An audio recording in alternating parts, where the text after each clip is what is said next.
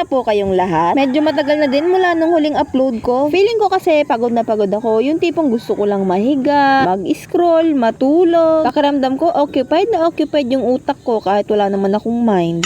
Anyway, yung video na to, video pa to ng birthday ni Kuya Vil. Kung makikita nyo, dun sa date na nakalagay sa may cellphone, May 5 na. Pero ang birthday ni Kuya Vil ay May 4. Yun nga lang, may trabaho ko, kaya hindi ko nga agad naasikaso yung kanyang birthday dahil gabi nga yung aking pasok at wala na ako mabibilihan ng cake pag uwi. Kaya naman, eto't kinabukasan, maaga akong nagising para maaga nga ako makapag-asikaso. Nag-igib na nga ako ng tubig para makapagpaikot na nga ako ng mga labahan sa washing.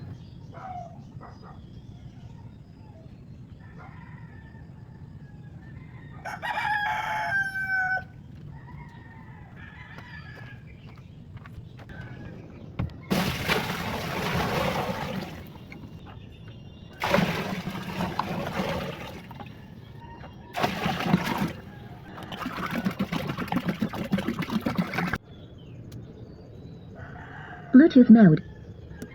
FM mode. Nagbubukas na nga rin ako ng radyo kahit maaga pa kasi naman mas masarap gumawa kapag kami patugtog nga. Pagkatapos ko mailaga yung mga damit sa washing ay nag-asikaso nga rin akong mag-stock ng tubig dito sa amin lagayan dahil naman sa ilang araw na dire-diretso yung pasok ko napakadalang ko nga makapag-igib. Talo na kasi talaga ako ng pagod.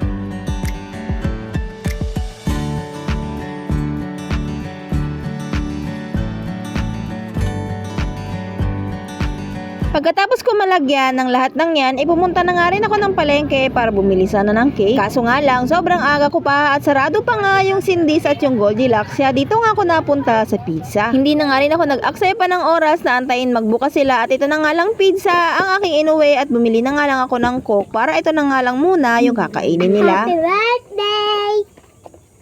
Tapos na. Kuya Abon! Wah! Wah! Ayoko nito! Dati mo.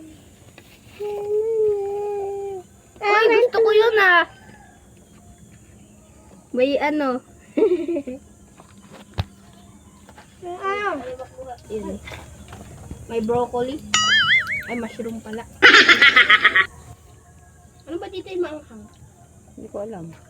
Sarap. Ako.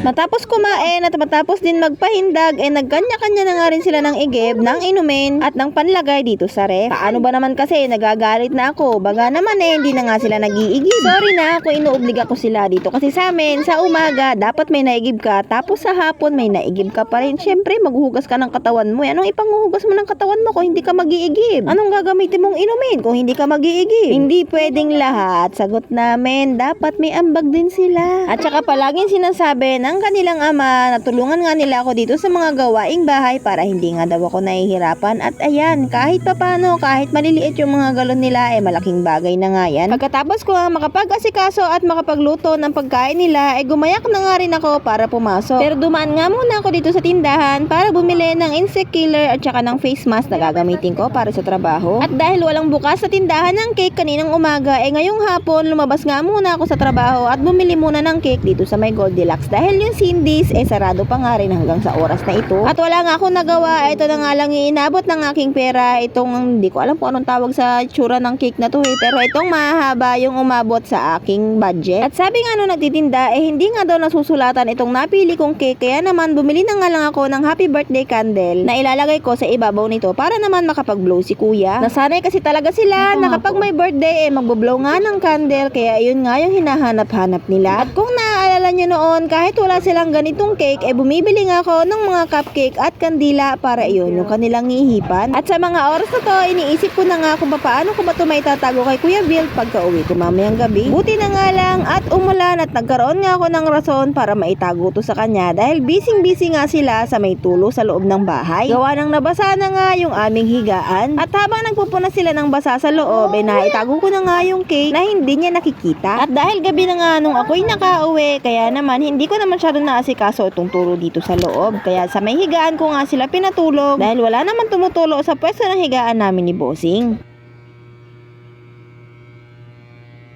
Kinaumagahan naman, sinamantala ko nga natulog pa yung mga bata at nag-asikaso na nga ako ng gagawin kong pang-surprise kay Kuya Vil. Dahan-dahan nga lang yung kilos ko dito at ayoko nga makagawa ng ingay kasi nga yung dalawang maliit, konting kaluskus lang nagigising agad. Dahil kapag nagising yung dalawang yun ang magti-trigger kay Kuya Vil para magising agad dahil nga naghaharutan nga silang dalawa. Syempre dahil nagbigay nga ako ng effort sa dalawang maliit tong mga birthday nila, gagawin ko nga rin ng effort nung kay Kuya Vil. Kahit naman 12 anyos na to, yung isip niya, maliit na bata pa nga din. Kaya naman kahit medyo late na yung celebration ng kanyang birthday, masaya pa nga rin siya dahil nakapag-blow pa nga rin siya ng cake.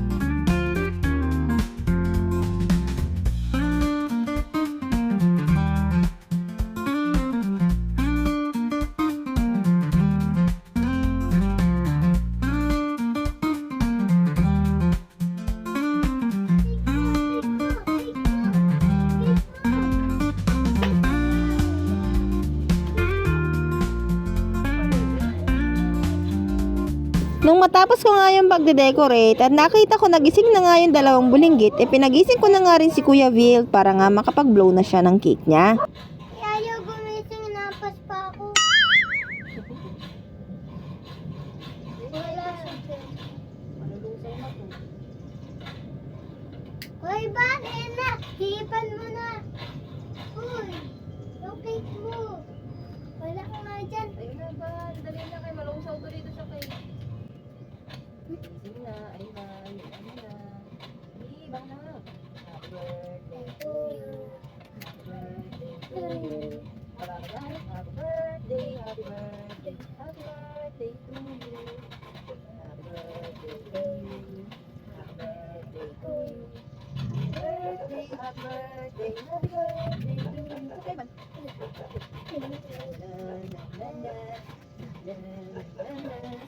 Bakit pinot? Ganito. Ganyan din.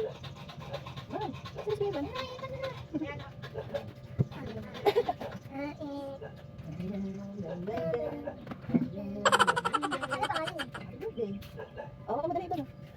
Ako na lang. Ay, Ano? ano ba to? Nasa na mukha mo? Happy birthday, happy birthday.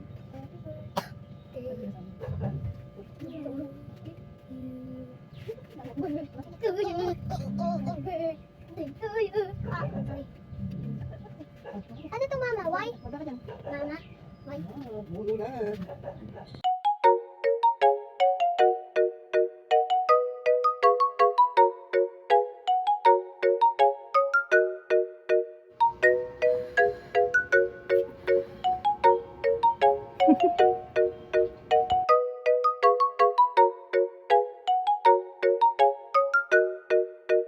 Tapos ano? Alien.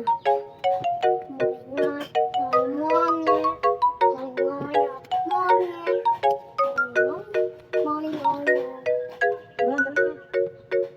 Oh, ano sa'yo?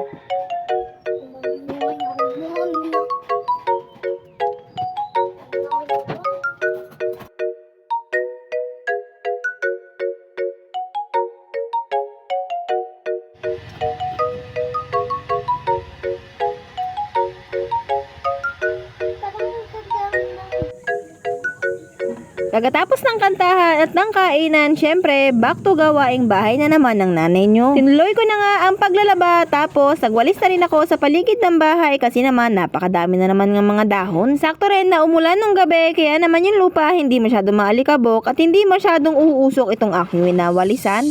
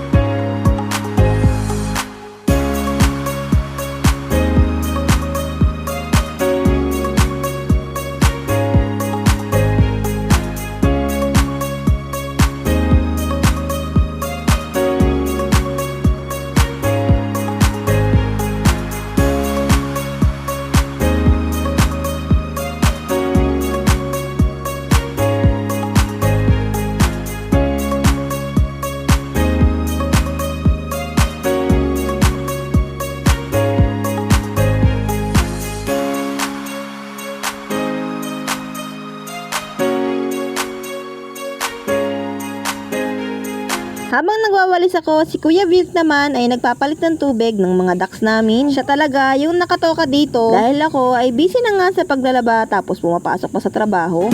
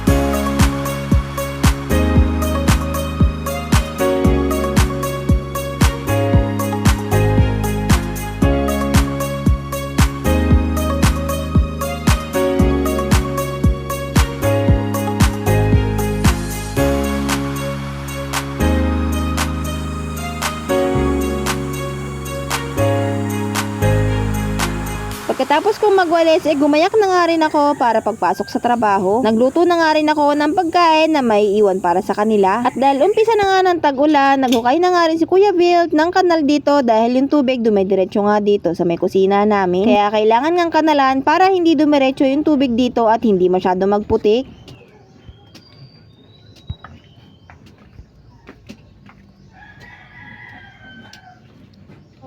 Pagkatapos ay nagpaalam na nga rin ako sa mga bulinggit at papasok na naman nga ang nanay nyo. At dahil unang linggo pa nga lang ng Mayo itong video na to, maaga nga rin nag-umpisa yung tagulan, kaya naman paray na rin ang kulog at kidlat at mag-ulan-ulan sa gabi.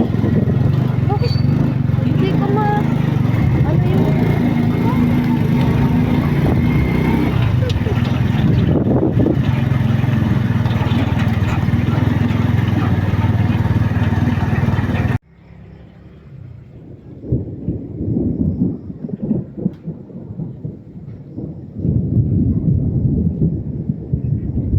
Buti na nga lang at bago bumuhos yung ulan nakauwi na nga rin ako. At pag uwi ko nakabakaw nga si Kuya Bill at naglilinis nga nitong kanyang mga nabakaw. Anyway, maraming salamat sa iyo kung nakaabot ka sa part na to ng video ko. Sana nga ay magtuloy-tuloy na to. So, see you on the next one. Thank you for watching. Mama, anong oras? Ito nga sana ulan.